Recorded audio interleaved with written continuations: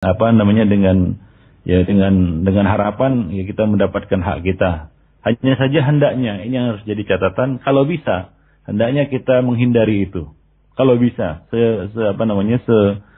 sedaya upaya kita ya, sekuat tenaga kita ya, kita menghindari untuk memberikan apapun kepadanya. Ya, mungkin itu usaha terakhir lah yang bisa kita lakukan, itu memberi itu. Nah, kalau bisa kita mendapatkan itu tanpa memberikan apapun ya, sesuatu apapun kepada petugas tersebut.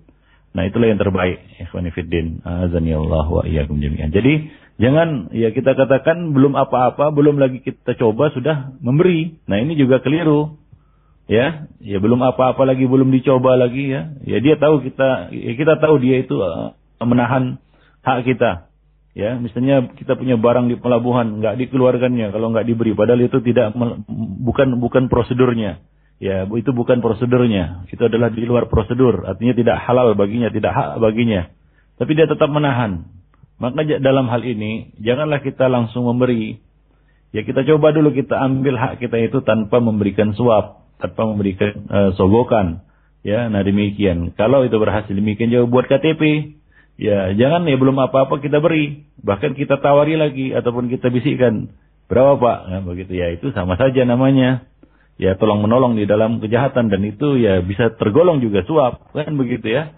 Tapi kita upayakan ya sedaya upaya kita untuk mendapatkan hak kita itu KTP atau apapun KK ya tanpa memberikan uang apapun kepada petugas. Nah, kalau memang ditahannya dan memang itulah yang yang dilakukannya, artinya bagaimanapun kita upayakan dia tetap menahannya, maka ya tidak mengapa kita memberinya untuk mendapatkan hak kita itu setelah kita perjuangkan.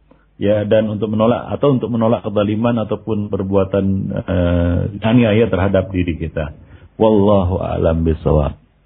Nah, sekarang jazakallahu khairan atas jawaban Ustaz, dan selanjutnya ada pertanyaan dari Tantowi di Bekasi.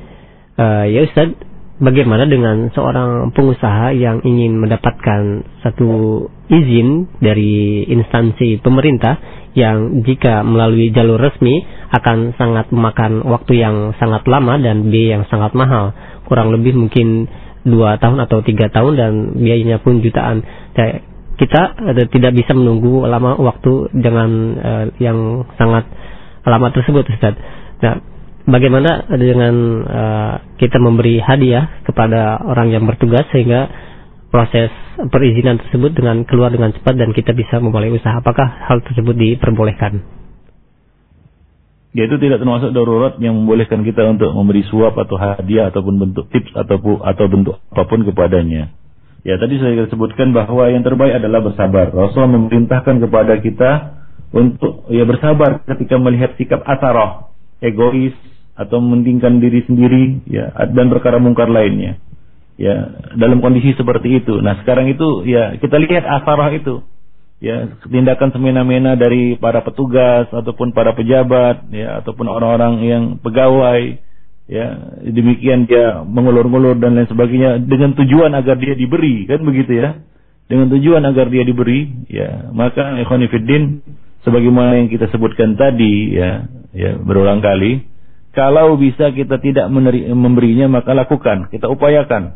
Ya, kita ikuti prosedur yang berlaku, ketentuan yang berlaku. Nah, agar kita mendapatkan hak kita itu ya. Nah, kalau ternyata ya ada indikasi dan iktikat tidak baik darinya dan nampak itu dia tahan hak kita, ya padahal kita sudah menempuh yang seharusnya ya.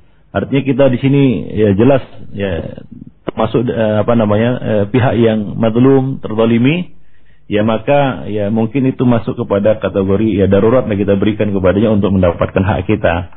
Tapi ya kalau ya kita katakan ya belum apa-apa, belum ada usaha dan ya belum ada ikhtiar dan belum kita lakukan prosedurnya sudah kita beri, ya maka ini ya itu sama saja tergolong sebagai suap. Nah, demikian. Ya, dalam hal ini coba kita ikuti prosedur yang berlaku ya sesuai dengan ketentuan ya syarat-syarat yang telah disepakati ya, kita lakukan itu. Nah, kalau ternyata ya setelah itu kita tempuh ya dia juga menahan atau dia menahan, Nah, itu mungkin baru kita masukkan ke dalam bab yang kita sebutkan tadi, yaitu memberi untuk mendapatkan hak kembali. Tapi kalau belum apa-apa sudah kita bisikkan kepadanya, Pak, kalau jalur cepat berapa ya? Nah itu ya sama saja. Ya demikian juga kalau buat KTP kan begitu, kita ikuti prosedur. Ya dan lain sebagainya. Nah, tapi kalau beda itu, kalau kita bisikkan kepadanya, Pak, kalau 1 hari siap berapa? Kalau 2 hari siap, tanggal sekian siap berapa? Nah, itu namanya menyuap namanya. Itu namanya menyogok. Nah, demikian. Itu bukan memberi untuk mendapatkan hak kembali itu. Nah, demikian. Jadi tolong dibedakan ya. Karena perbedaannya itu sangat tipis antara meraih hak kembali dengan yang menyogok untuk mendapatkan hak itu. Nah, demikian, wallahu a'lam bishawab. Baik, terima kasih banyak atas jawabannya, Ustaz. Dan selanjutnya ada beberapa pertanyaan senada yang kami simpulkan, yang banyak sekali pertanyaan yang masuk, yaitu Ustaz, bahwa suap menyuap identik dengan hak yang belum kita dapatkan, yaitu yang akan kita dapatkan. Dan bagaimana jika hak kita sudah kita dapatkan, kemudian kita memberikan hadiah kepada orang yang telah mengeluarkan hak kita? Apakah hal tersebut juga merupakan suatu suap? Tidak boleh. Sebagaimana yang kita sebutkan tadi, ya, dari Ibnu Mas'ud, itu termasuk kita katakan suhud. Itu termasuk suhud. Ya, petugas-petugas itu tidak boleh diberi hadiah saat dia bertugas. Ya, apalagi kita berikan setelah kita mendapatkan hak kita. Sebagaimana yang kita jelaskan tadi ya, dari Masruq, dia pernah menolong seseorang ya untuk mengembalikan haknya yang terzalimi. Nah, setelah ya orang itu ya kita katakan mendapatkan haknya, ya dia memberikan hadiah ya kepada Masruq. Dan Masruq menolaknya, faraddaha wa lam yaqbalha. Dia menolaknya dan dia tidak mau menerimanya. Dia mengatakan, sami'tu Ibnu Mas'ud yaqul, aku mendengar Ibnu Mas'ud mengatakan, man radda an muslimin mazlamah. Barang siapa yang menolak dari seorang muslim ya suatu kezaliman, fa'atahu ala dzalika, lalu muslim itu memberikan ya hadiah kepadanya atas perbuatan itu, qalilan aw katsiran, sedikit maupun banyak, bahwa suhtun, maka itu termasuk suhat. Ya, jadi jangan ya kita berikan ya dan juga yang telah menolong itu janganlah dia menerima, petugas itu juga dia nggak boleh menerima. Ya, jadi ini termasuk bab rosi dan murtasi, suap menyuap. Nah, demikian. Ini termasuk suhud yang dilarang begitu. Jadi jangan dia memberi gitu. Ya, kadang-kadang ucapan terima kasih kan begitu ya. Kadang-kadang begini ya. Ini sekedar formalitas saja. Ya, si petugas itu tahu dia, nah, ini akan diberi ini kalau cepat. Nah, dia percepat. Ya, dia dia langkahi prosedur. Ya, bahkan dia zalimi orang lain yang mungkin lebih dulu datang ya, yang lebih dulu masukkan berkas. Ya, dia singkirkan itu dulu. Ya, didahulukan yang ini. Karena dia tahu nih kalau ditolong ini nanti dikasih hadiah nanti. Nah, ini adalah kecurangan di dalam hukum, di dalam tugas. Nah, ini tidak boleh budaya-budaya seperti ini berkembang di negeri ini. Dan memang demikianlah ya, kita akui bahwasanya praktek-praktek suap menyuap, riswah, ya, sogok menyogok, ya, kita katakan perkara-perkara curang di dalam hukum seperti ini sepertinya sudah mendarah daging dan menjadi satu tradisi dan budaya di negeri ini dan sangat sulit untuk memberantasnya. Nah, demikian, wallahu a'lam bishawab. Kecuali ya semua pihak kembali kepada hukum Allah dan Rasulnya, ya, mungkin ya budaya-budaya seperti ini bisa dikikis dan dihabiskan. Wallahu a'lam bishawab. Baik, terima kasih banyak atas jawabannya yang sangat bermanfaat sekali. Dan selanjutnya kami beralih kembali di line telepon di 0218236543 ya. Halo. Assalamualaikum. Waalaikumsalam warahmatullahi wabarakatuh. Dengan siapa di mana? Ini dengan Ibu Dia, Bu, Pak. Ibu Dia di mana? Di Jati Asih. Silahkan. Ini kalaupun ada seorang guru, kemudian ketika terima rapot ada hadiah dari wali murid. Apakah itu termasuk riswah juga? Karena seringkali ketika mau dikembalikan, mereka bilangnya ini ucapan terima kasih setelah bisa mendidik anak, macam-macam gitu loh, Pak. Jadi kita mau mengembalikannya juga mereka seolah memaksa, kita menerima juga ini benar atau tidak gitu. Baik. Terima kasih. Assalamualaikum. Waalaikumsalam warahmatullahi wabarakatuh. Silakan, Ustaz. Ya, para pendengar yang berbahagia dan ibu yang bertanya tadi, ya ikhwan, sebenarnya ya hadiah ya dari muslim kepada muslim yang lainnya itu ya boleh diterima dan ada larangan untuk menolak hadiah. Ya cuma khusus ya bagi para petugas, ya ini bab hadiah ya. Hadiah dari muslim kepada muslim yang lainnya itu ya tidak boleh ditolak. Dan Nabi juga mengatakan tahabu kan begitu ya. Salinglah kalian memberi hadiah, niscaya kalian akan saling berkasih sayang. Ya, dan tabiat manusia itu suka kepada hadiah. Ya, coba saja lihat di swalayan atau di kedai atau di toko. Ya, orang-orang lebih suka beli produk yang ada hadiahnya. Ya. Yang dibeli padahal kadang-kadang dia enggak. Tapi karena ada hadiahnya dia beli juga kan begitu, karena dia suka hadiah. Manusia itu pada dasarnya suka hadiah. Nah, cuma di dalam bab hadiah ini ada yang harus dihindari, yaitu hadiah yang diberikan kepada petugas pada saat dia sedang bertugas. Nah, demikian. Janganlah dia diberi ya hadiah pada saat dia bertugas, menjalankan tugasnya. Karena ini akan merusak pekerjaannya. Ya, ini juga termasuk hal yang bisa menjurus kepada perbuatan dosa dan pelanggaran, curang, kan begitu ya. Dan ini termasuk hulul yang dilarang di dalam syariat. Nah, di dalam bab kita katakan ya guru dan murid kan begitu ya, ataupun ya ini sebenarnya tidak termasuk ya di dalam di dalam bab ini ya, karena ini di dalam hukum ya, di dalam hukum. Ya di dalam hukum ya, bukan di dalam muamalah di antara sama manusia. Ya demikian. Tapi ya ikhwan fillah hendaknya dihindari.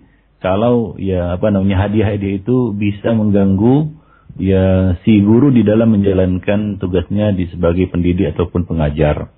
Ya tidak jarang kita lihat guru yang ya akhirnya pilih kasih atau menambah nilai ataupun ya berbuat curang di dalam tugasnya sebagai guru ya karena hadiah. Yang wali yang memberi hadiah banyak nanti diistimewakan anaknya di dalam kelas dan lain sebagainya. Nah, ini akan menjurus kepada curangan. Ya, kalau seperti itu kondisinya maka hendaknya jangan ya. Dan guru juga hendaknya kita katakan bersikap arif di dalam bab ini ya. Janganlah dia terpengaruh ya di dalam tugasnya sebagai guru dengan hadiah-hadiah seperti ini ya. Jadi ini tidak termasuk dalam pembicaraan kita pada hari ini ataupun ya berkaitan dengan akhdhur rishwah alal hukum, mengambil suap di dalam bab hukum ya, di dalam bab hukum ya, di dalam hal-hal yang berkaitan dengan muamalah kita dengan ya para petugas dan pegawai di lapangan. Wallahu a'lam bishawab. Demikian. Nah, sekarang jazakallahu atas jawabannya, dan selanjutnya masih kami terima di line telepon di 0218236543 ya. Halo. Halo. Assalamualaikum. Ya, terputus. Selanjutnya masih di line telepon. Silahkan kami beri kesempatan untuk yang bertanya langsung kepada Al-Ustaz di kesempatan pagi hari ini di 0218236543. Ya, halo. Assalamualaikum. Waalaikumsalam warahmatullahi wabarakatuh. Dengan siapa di mana? Dengan Eko di perjalanan, Pak. Silakan, Pak Eko. Ya, Ustaz mau nanya. Saya sementara ini kan bekerja dan saya berhubungan dengan vendor atau yang biasa mensuplai peralatan di tempat kami. Saya tidak pernah selama ini tidak pernah macam-macam. Cuma ketika dia naik haji, dia memberikan hadiah kepada saya. Apakah ini termasuk ghulul ya, Ustaz? Terima kasih, Ustaz. Assalamualaikum warahmatullahi wabarakatuh. Waalaikumsalam warahmatullahi wabarakatuh. Ya. Ya, hadiah muslim dari muslim yang lainnya sebenarnya tidak ya, diharamkan untuk diterima. Ya, sebagaimana kita sebutkan tadi ya, hadiah itu ya, bab hadiah itu bahkan muslim itu wajib tidak boleh menolak ya, tidak boleh menolak hadiah dari saudaranya. Cuma pada saat dia bertugas ya, pada saat dia menjalankan tugas ya, atau hal-hal yang berkaitan dengan tugasnya, dia tidak boleh menerimanya. Nah, kalau di sini ya, bila ada syubhat ya yang mengarah kepada hal yang bisa membahayakan kita ataupun bisa kita katakan membuat tugas kita itu terganggu ya karena hadiah-hadiah itu, maka warok ya, lebih warok kita untuk menolaknya ya, merupakan sikap warok kita untuk menolaknya. Nah, demikian ya. Mungkin ya di lain kesempatan dia bisa beri hadiah itu. Ya, nah demikian ya. Jadi ketika kita sedang bertugas, kita dilarang untuk menerima hadiah. Nah, itu termasuk ghulul. Nah, dan juga jika hadiah-hadiah itu diberikan ya di luar tugas dan itu ada syubhat bahwasanya itu bisa mempengaruhi kerja kita, ya bisa mempengaruhi kerja kita, tugas kita, maka merupakan kewaraan adalah kita menolaknya. Jadi ya termasuk salah satu adab seorang hakim dan qadhi, jaksa atau penegak hukum adalah menjauhkan diri dari hal-hal yang mencurigakan. Ya, menjauhkan diri dari hal-hal yang mencurigakan. Jadi seorang hakim itu hendaknya tidak melakukan sesuatu yang dapat menimbulkan kecurigaan. Ya, seperti misalnya mengunjungi rumah salah seorang yang sedang bersengketa, atau membolehkan salah seorang yang sedang bertikai untuk mengunjunginya. Ya, misalnya juga seorang hakim mendatangi tempat yang ada kemungkaran, tapi ia tidak melarang kemungkaran tersebut. Ya. Nah, tindakan tersebut dapat berakibat buruk, akan dapat mengakibatkan buruk sangka terhadap dirinya. Ya, nah seperti itu. Nah, kalau diberi hadiah, nah nanti kita dicurigai bahwa sini ada main mata dengan si fulan, kan begitu ya? Ada main mata ini dengan si fulan yang telah memberikan hadiah tersebut. Kenapa hadiah itu diberikan kepada si fulan saja, yang lainnya tidak? Nah, demikian. Jadi ini adalah satu syubhat, ya, ataupun ada satu kesamaran atau yang mencurigakan. Maka kalau itu ya hadiah itu arahnya ke situ, ya, mengarah ke situ, maka merupakan sifat warak bagi kita untuk menolaknya atau tidak menerimanya dengan menjelaskan sebabnya. Ya, karena kita tidak boleh menolak hadiah seorang muslim. Ya, nah kalau kita menolak hadiahnya, kita jelaskan sebabnya. Kenapa kita menolaknya? Sebagaimana yang dilakukan oleh Masruq tadi ya, ketika seorang muslim yang ditolongnya tadi ingin memberikan, ya di dalam hukum ya, seorang muslim yang ditolongnya tadi di dalam hukum memberikan hadiah kepadanya, dia tolak. Ya, dia tidak menerimanya. Lalu dia jelaskan, ya kenapa dia menolaknya? Karena kalau tidak kita jelaskan, nanti dia akan tersinggung. Nanti dia akan salah paham. Ya, nah demikian. Jadi kita jelaskan, Pak, maaf. Nah, kita ini sedang ada hubungan. Nah, begini nanti akan terjadi hal-hal yang tidak diinginkan atau akan menimbulkan kecurigaan atau syakwa sangka. Nah, untuk menipis itu ya nanti sajalah begitu. Nah, demikian. Nah, itu lebih baik. Nah, demikian. Jadi seorang hakim atau jaksa atau petugas hendaknya menjauhkan dirinya dari hal-hal yang mencurigakan. Misalnya seorang kita katakan seorang jaksa atau hakim memanggil salah satu dari kita katakan yang ya bertikai, berbicara empat mata dengannya. Nah, ini menimbulkan kecurigaan. Ya, bagaimana juga kita katakan petugas-petugas di lapangan yang memanggil kita katakan yang bermasalah ataupun yang berkasus. Ya, empat mata ya itu menimbulkan kecurigaan. Maka adabnya bagi seorang hakim atau jaksa atau pegawai ataupun petugas adalah menjauhkan dirinya dari hal-hal yang menimbulkan kecurigaan dan menjauhkan dirinya dari syubhat. Ya, nah demikian. Baik, wallahu a'lam bishawab. Terima kasih banyak atas jawabannya, Ustaz. Dan rupanya pertanyaan dari Pak Eko tadi merupakan pertanyaan terakhir, Ustaz, dikarenakan waktu yang sudah habis dan mungkin ada satu kesimpulan yang dapat disampaikan. Fadhol. Ya, ikhwani fiddin azanillahu jami'an. Pada hari ini kita membahas dosa besar yang ke-33, yaitu ya memberi dan menerima suap di dalam hukum. Ini satu perbuatan dosa besar yang pelakunya mendapatkan laknat dari Allah ya. Nabi mengatakan la'anallahu ar-rasi wal murtasi fil hukum.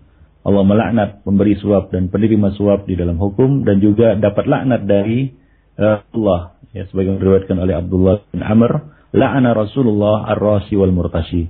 Rasulullah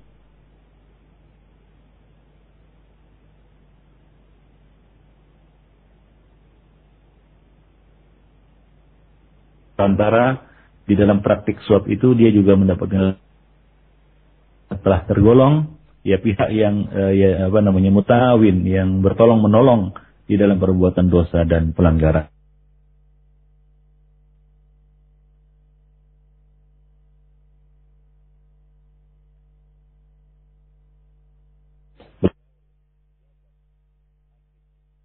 Dan lain yang diharam masuk gulul. Mudah-mudahan Subhanahu wa taala yang haram dan dari perbuatan-perbuatan yang diharamkan dan dari dosa yang diancam dengan ancaman yang berat dan termasuk ya salah satu di antara dosa. Nah, demikianlah ya, mudah-mudahan yang bermanfaat bagi saya dan bagi para pendengar yang berbahagia. Aku qouli hadza astaghfirullah li wa lakum wa lisa'iril muslimin innahu huwal ghafurur rahim.